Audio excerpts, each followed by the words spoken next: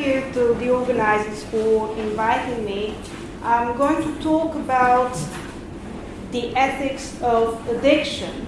And what I mean by this are various ways of thinking about responsibility for addiction from a philosophical, normative, and a broadly evaluative perspective. So, one thing that we often notice when we look at discussions of responsibility for addiction is that they follow either a medical or a criminal model.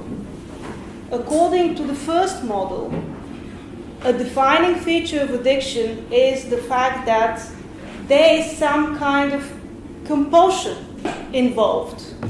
And since compulsion is supposed to reduce the control a person has over his or her actions, the thought is that addiction would diminish responsibility. The thought is that addiction, if at all compatible with responsibility, would nevertheless not be compatible with full responsibility. In contrast, what we notice if we look from the perspective of the second criminal model of responsibility for addiction is that, well, on the one hand, addictive cues, it is very difficult to think of them as irresistible in the strictest sense. It is also very difficult not to acknowledge the fact that addiction is compatible with successful planning. In other words, addicts or people with addiction are possible to act in a way that is usually associated with the highest degree of control possible. And therefore, here we'll have the idea that addictive behaviors are indeed compatible with full responsibility. Now, the coexistence of these contrasting models of thinking about responsibility leads to an apparent dilemma, which we might somewhat simplistically formulate as either to treat, following the medical model, or to punish, following the criminal one. Now, we have to also think about the fact that as much as they are apparently opposing, these models are not mutually exclusive.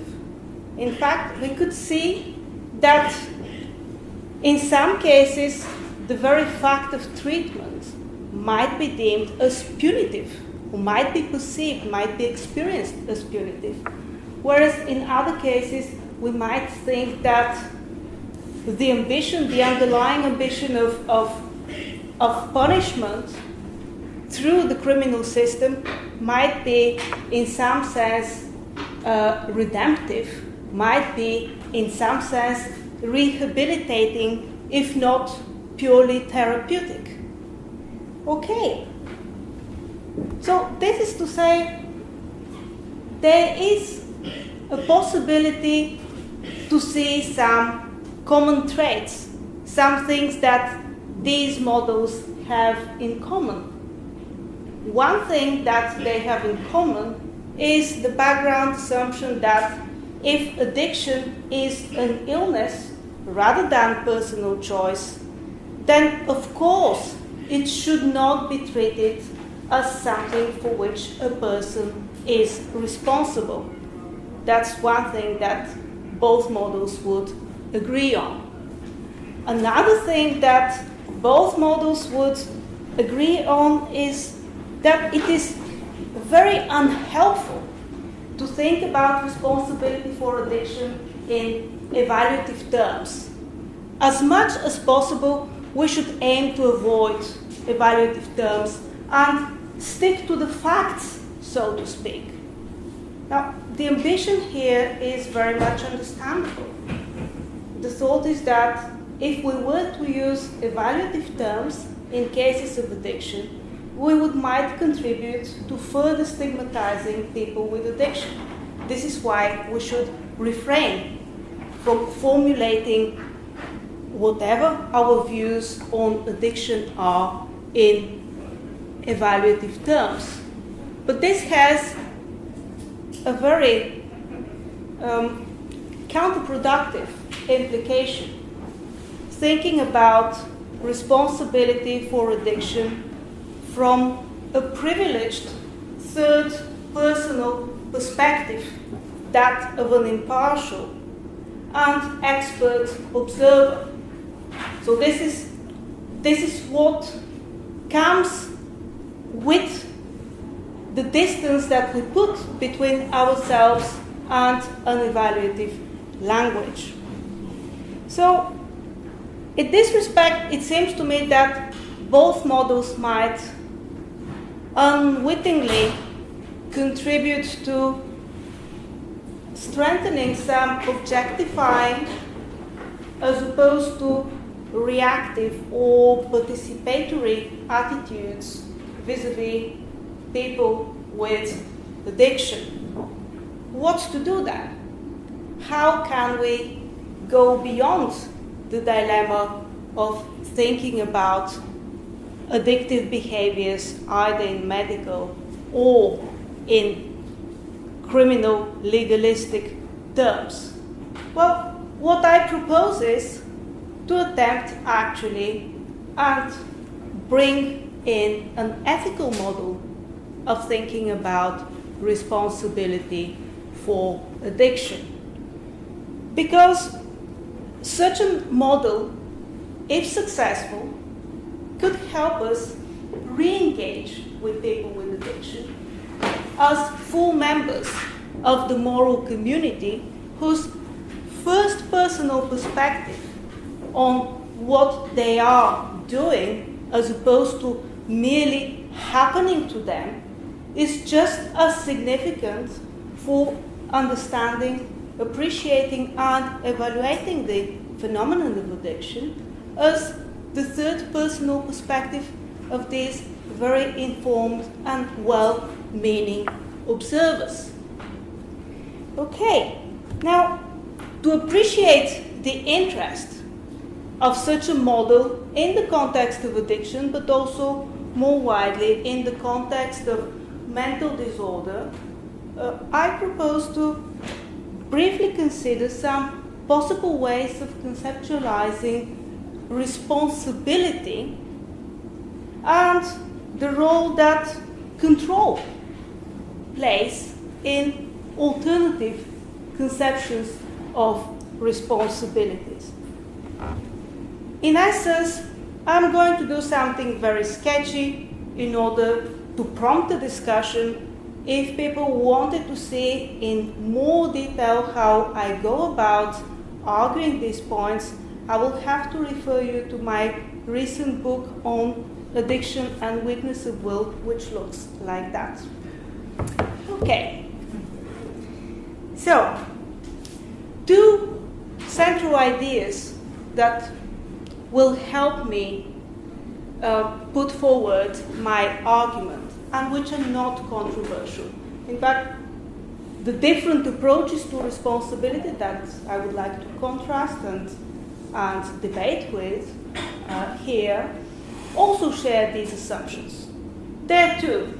The first is that we ask questions about responsibility because we're interested about the nature and scope of moral appraisal, which simply means who are the moral agents? Who are the people with whom we stand in the same moral community? As opposed to, say, just sentient beings who would have rights, who would have interests, who are, of course, not mere objects, but are not simply on a par with us in the sense of being moral agents. So this is the first point. Questions about responsibility are questions about the nature and scope of moral appraisal.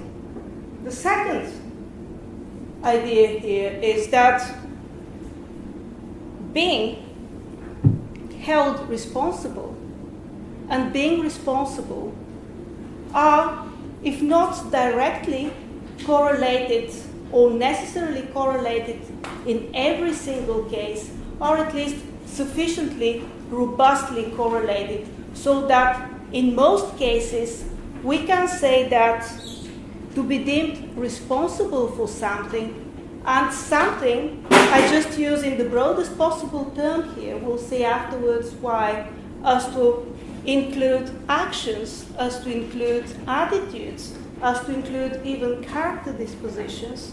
So to be responsible for such a something usually means to be deemed worthy of a particular moral reaction, such as, for instance, resentment or anger.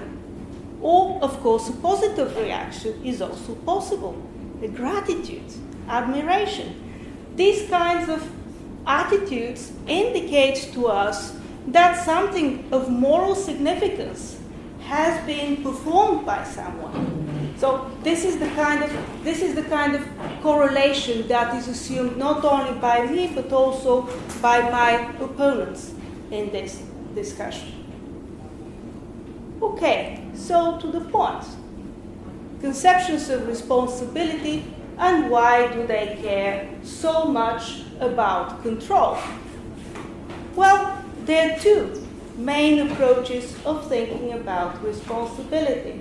The one is volitional and the other is non-volitional. The volitional is somewhat more intuitive, so I will start with it first. The idea is that we are only responsible for things that are up to us, for things that are under our voluntary control, hence volitional accounts of responsibility. In contrast, non-volitional accounts of responsibility are trying to find an alternative, thinking that control simply doesn't trace correctly the phenomenology of our reactive attitudes. In other words, we might have a broader experience of responsibility than what volitional accounts or the focus on control would allow us to acknowledge. In these non-volitional conceptions of responsibility, the alternative of control would be something like the quality of the will that is expressed by an agent, or the evaluative judgment, the kind of thinking behind the action, rather than whether they were really in control and whether they could have stopped themselves from doing it or doing something differently. Well, my impression of these accounts is that they both have something significant to say. However, they are really good at capturing some of the central cases, but not all of the cases in which responsibility matters to us. So that would raise two questions. First of all, do we have only one way of thinking about responsibility? In other words, are we always caring about the same concept of responsibility? Is that what we're trying to ascertain? Or is that a variety? Is there a variety of conceptions of responsibility, 2, 3, or probably even more? If not, if there is indeed one idea of responsibility that all of these different ways of thinking are trying to articulate best, then in this case could there be a third, more fundamental concept that would allow us on the one hand to retain this important intuition that people should not be held responsible for things that are not up to them, but also be broader and more accommodating to our ordinary ethical experience. Well, let me say a few words about why volitional conceptions often seem extremely attractive. The idea is that to explain responsible agency on such an account, we need to only clarify the conditions under which it is fair for an agent to be held responsible, one of our central intuitions. And here, the suggestion is that to understand responsibility, we only need to focus on resentment, gratitude, these kinds of participatory or reactive attitudes that I already introduced to you. So the responsibility conditions can be identified to include, say, two powers of reflective self-control. Importantly, the idea of control here, we follow at the level of, firstly, grasping the relevant norms. And again, think about the context, which is very often a legalistic concept, a context in which we think about a violation of norms, societal norms, legal norms, and so on. So it is important that a person is capable of grasping the significance of these norms. But it is also equally significant that they are capable of modifying their behavior in accordance to this appreciation of the norm.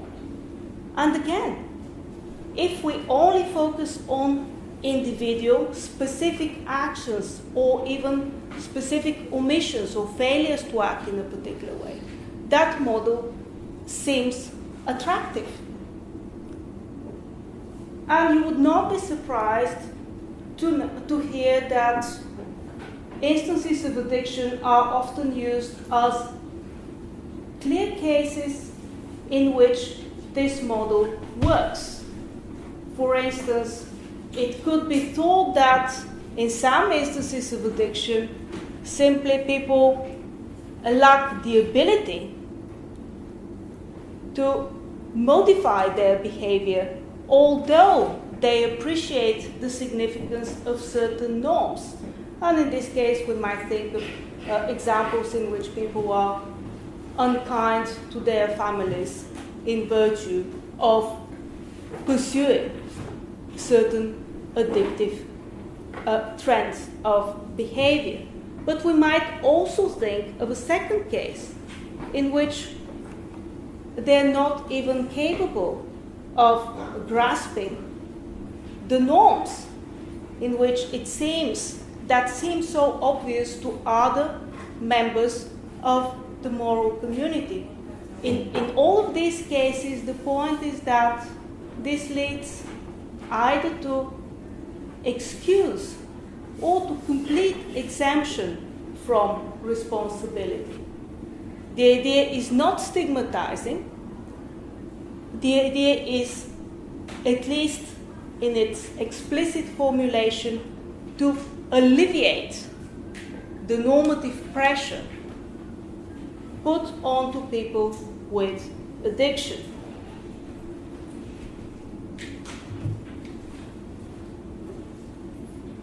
What seems less intuitive here is not so much the treatment of actions, but what is left out of this model. And I'm going to read for you a quote from J. Wallace's account, which is, I take to be exemplary for this type of position, in which we read, quote, "Particular states of emotion or feeling, however, are not the sorts of states that can directly be controlled by the reasons expressed in moral principles. Such states as love, esteem, and goodwill are generally not states that could be produced by the belief that there are moral considerations that make them obligatory. This is why we cannot plausibly interpret moral obligations as governing the quality of people's will, where such qualities are construed broadly to encompass emotions and feelings quite generally. Now, it's quite clear, the thought is, since attitudes are not under direct voluntary control, then one shouldn't be held responsible for the attitudes that they express. But here is the tricky bit. The phenomenology of moral appraisal isn't at all like that. We do hold people responsible for the kinds of attitudes that they express. And this is precisely the starting point of the non-volitional approaches to responsibility. And in order to have a voice that speaks for these kinds of approaches, I've got for you another quote from a seminal paper on responsibility for attitudes, a recent work by Angela Smith. So, quote, "When we praise or criticize someone for an attitude, it seems we are responding to something about the content of that attitude and not to facts about its origin in a person's prior voluntary choices or to facts about its susceptibility to influence through a person's future voluntary choices. More specifically, it seems that we are responding to certain judgments of the person which we take to be implicit in that attitude, judgments for which we consider her to be directly morally answerable." So that is quite a departure from a simplistic, if you like, focus on control. Because on this account, evaluative judgment replaces almost entirely control as the underlying responsibility condition. Now what we're going to be interested in is whether there is a rational connection between between an action or an attitude and the evaluative judgment of a person. So, justification, could we ask a person to justify their actions? Could we intelligibly ask them to justify their attitudes? That would be the way to go about understanding responsibility if we want to go beyond control. The problem here is that we capture well another very important intuition, the parity of actions with attitudes as possible objects of moral appraisal, but that comes to the price of excluding what would seem to be irrational actions and irrational attitudes. Sometimes people would not be able to provide a justification for their actions. They would seem opaque to them. And similarly, sometimes they would not be able to provide justification for attitudes despite the fact that they would recognize this as being their own. Now, the problem is that all this would not seem as a unified category, even from the perspective of a non-volitional account, because in some of these irrational cases, such as weakness of will, in which people know or take themselves to know what is the best thing for them to do, are nevertheless doing the opposite. This is a standard case that often is taken to be a contrast to addiction. in which people would not be in a position to simply revise their behavior. So there is, if you like, a very strong intuition that in cases of weakness of will, responsibility should be attributed to agents, both positive but also negative. And alternatively, if we think about other irrational cases, such as phobias, the phenomenology of moral appraisal would strongly indicate that we're not likely to think that there is any significant connection between phobias and evaluative judgments, and that there is nothing that people should be held responsible for. Now, what to do with this second approach? Well, one way of rescuing it is to say that, in fact, we're talking here about simply character appraisal or some secondary, lesser kind of responsibility. Another is to say that this is just a different kind of control, say evaluative control, and this is something that we should try and subsume towards the earlier, more intuitive volitional model, according to which voluntary control is extremely important. But I don't think that we should go either of these ways. So, a possible solution is to think about a more fundamental way of thinking about responsibility, a third conception that would help us retain, on the one hand, the intuition that people should only be held responsible for what is up to them, and on the other hand, to be able to accommodate the idea that our moral lives are richer, and there is more to moral agency than specific actions which are under our voluntary control. To do so, we could think directly about actions. What counts as an action? And as soon as we start doing this, we would be able to separate out two different models that explain, if you like, the interest of the volitional and the non-volitional account.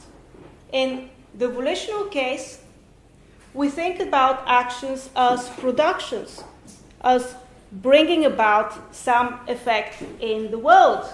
For instance, moving a glass. That's what an action is about. And of course, if that's what we think about all actions, if that's our model of thinking about actions, then we would be tempted to think that the most significant feature of this action is the fact that it is controlled by someone. That's what it is to be an agent in this case. But if we were to think about a different kind of actions, giving a talk, then we might be inclined to take a different model as more fundamental. Action as assertion. And we could think about what an action means, what an action expresses, what is the kind of evaluative standpoint that makes this action intelligible. Now, that is, of course, the model that makes non-volitional accounts attractive to us. Now, what to do? Do we have to choose? Well, I say that we don't have to choose because these are very important aspects of a responsible action. The question is how to be able to accommodate both of them. One way of doing this is by thinking of action as actualization on an Aristotelian model, going back to the philosophy of Aristotle. And if we think about action as actualization, then we're in a position to uncover the common ground that holds together the productive and the assertive aspects of an action. Let's think about a very simple example. Somebody being a writer, somebody being a good writer. It is precisely in virtue of being a good writer, and by being a good writer, that one produces good novels, say, and that at the same time, so that is the productive aspect, and that at the same time they actualize their literary talents. So that's the intuition that we can bring together here. What is the payoff? Why go through such a, if you like, elaborate, if not complicated way of thinking about responsibility? Well, the point of it is that we are in a position to make sense of a different notion of control, which is more permissive than voluntary control, which is not tied in to a specific legalistic model of responsibility, and which is able to bring together both significant intuitions. We're held responsible only for things that are up to us, and there is a parity of attitudes and actions as possible objects of moral appraisals. Now, the upshot with respect to addiction. The upshot with respect to addiction is that when thinking about action as actualization, we're able to open up a new ethical alternative beyond the medical and criminal models, which precisely helps re-engage with people with addiction as moral agents and full members of the moral community, bringing together on a par a third personal objective perspective and a first personal internal perspective on addictive behaviors. I thank you for your attention.